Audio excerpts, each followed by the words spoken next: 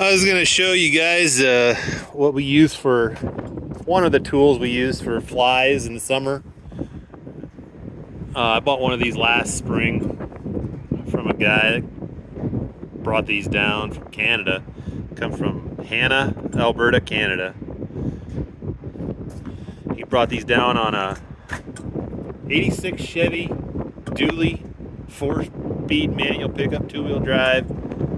Had a 12-foot flatbed on there.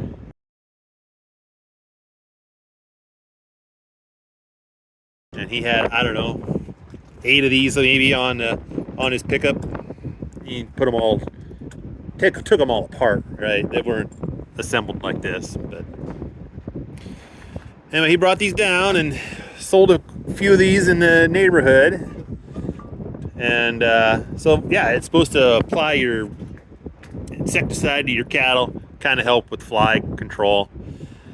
They rub on this thing here, and there's one going down the other side, and when they do that, it opens a little valve at the top, trickles down a little product into there, wicks down, and then they get it on them and controls some bugs that way. This thing here inside, so this is going to come out here, and it's going to come out here, and there's a little pipe inside that pretty much, I think it curls all the way around, like all the way around this way, and then the other hole's got one that curls all the way around the other direction.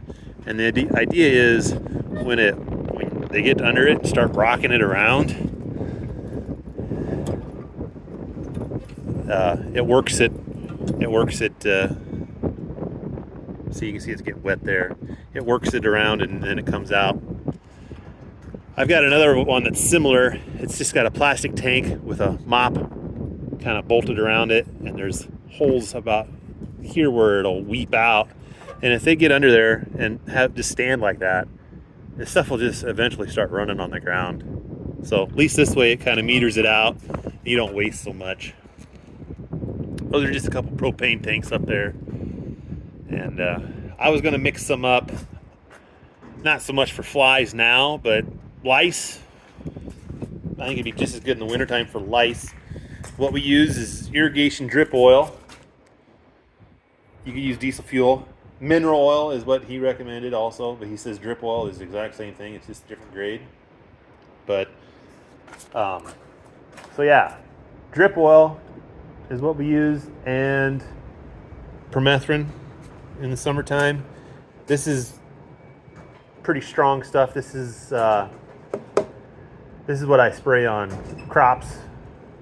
So this is not what labeled for livestock, because it's stronger. The stuff you buy in the store for livestock fly control is not going to have near the active ingredient of this. This is 36%, but I figured the math.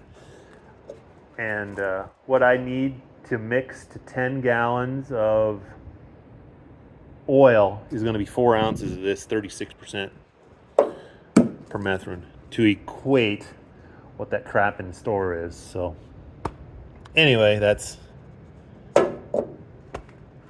basically, it's 1 ounce per 2.5 gallons of oil.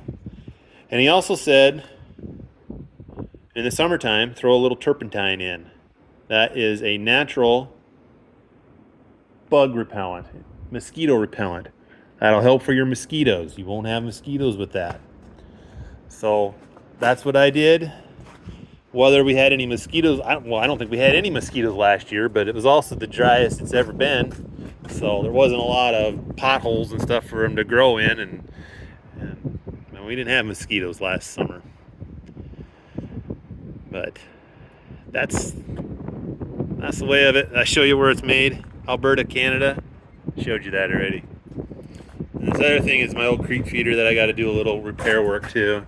It's got some excessive drainage. I need to address that. I think that's from all these. I bought this secondhand a few years ago, and they used to feed pelletized creep feed. And I think, well, when that stuff gets wet, it cakes up in the corners, turns to manure. Maggots start living in it. I think there's probably salt in it, and it just rusts the corners out real quick. If you use ground ear corn, you don't ever have that trouble. because they clean it up if it gets wet. They still eat it.